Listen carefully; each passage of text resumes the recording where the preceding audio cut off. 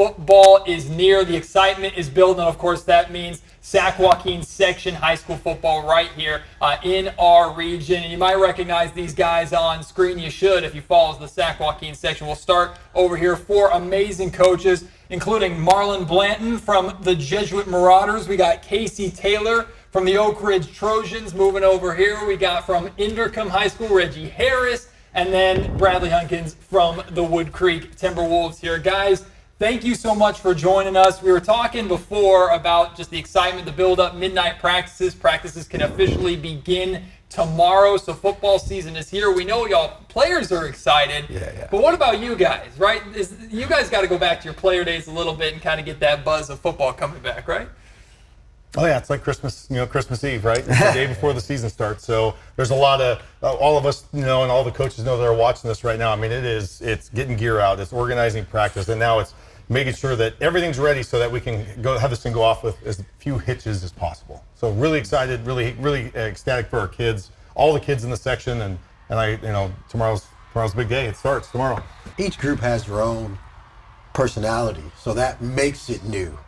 But what the butterfly feelings that I think come from is it's the first day you get to see them with their helmet on.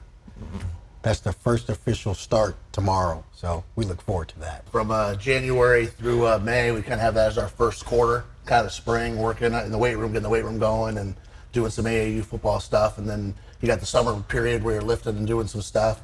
And this is kind of the third phase, preseason, regular season, with the last phase being the playoffs. So we know we're about halfway through the season. We work a lot on our team chemistry and all that stuff coming into this. We put a lot of work in to make tomorrow the first day to make it happen where it's officially starting.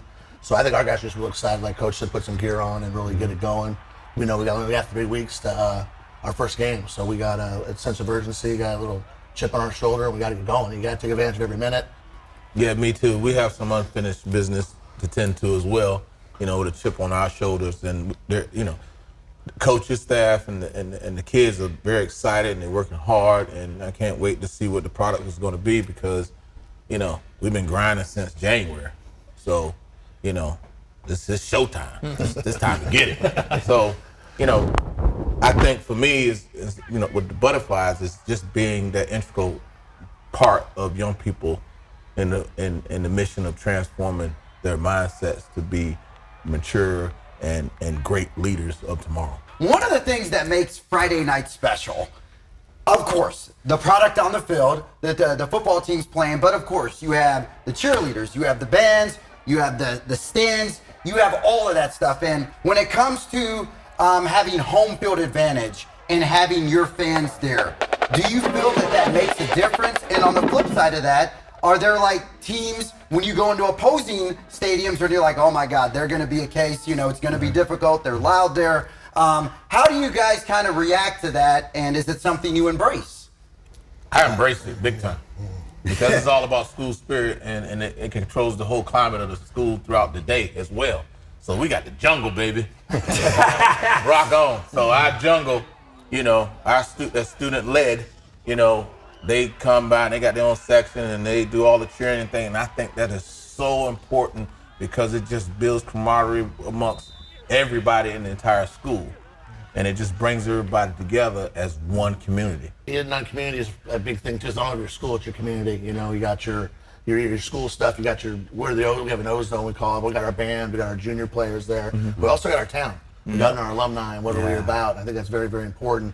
We also try to make it a special night of some type of theme night. If it's honoring some military people, military or first responders or breast cancer awareness or any of those things, playing for a bigger cause than yourself. I think that's very important. So we really try to make those five games at home pretty big. There's so many aspects of coaching that go beyond just X's. And by the way, the X's and O's, like the NCAA football video game is out. I can't read a defense to save my life, so I don't know how y'all even do that aspect of your job. But in addition to that, like handling equipment, managing the personalities of the students, making sure that they're doing well in the classroom as well as on the field, plus like their health and things like that, the amount that's on your guys' shoulders. How would you describe the work that goes into coaching that you and your staff take on that is off the field or that isn't on a clipboard when you're calling plays on the sidelines? As a coach, you wear a lot of different hats, and it's not to no pity from anybody. We asked for this. We wanted to do this, right? We like it.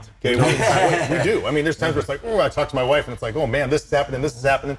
But at the same time, it's to make sure the football's been great to us, all of us, and it's to make sure that these kids have a very good experience with football and they learn all those things, the life lessons that you don't get in the classroom at times. But just making sure that they are healthy and they are taken care of, it's a lot. Football's been great. It's a lifelong experience that lives with you for a long time. And I believe it because at that impressionable time in your life, you learn to give a lot of yourself. And because you give so much of yourself as a young man and you give it with love, it lasts for a long, long time.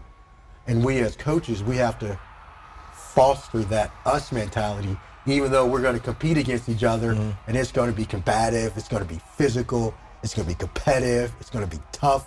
But I love the sport of football where I want to make sure we're doing it right. Yep. So your kids continue to love the sport and your kids and your kids. Yeah. And then the cycle just continues. Correct. Because we're servant leaders who are like chameleons. Because my phone never shuts off. Because I'm going to pick up that phone at 2 o'clock, 3 o'clock in the morning. Because I know what I signed up for. And that's some of the things that, people don't know about us. We've all been there. Right. You know what I mean? And it's like, we're going to give the best of ourselves to these young people. And we promote that on a daily basis. We're having a lot of fun here with these 4 amazing coaches from our section, and we're not done. In just a second after the break, we're joined by these 4, continuing the conversation.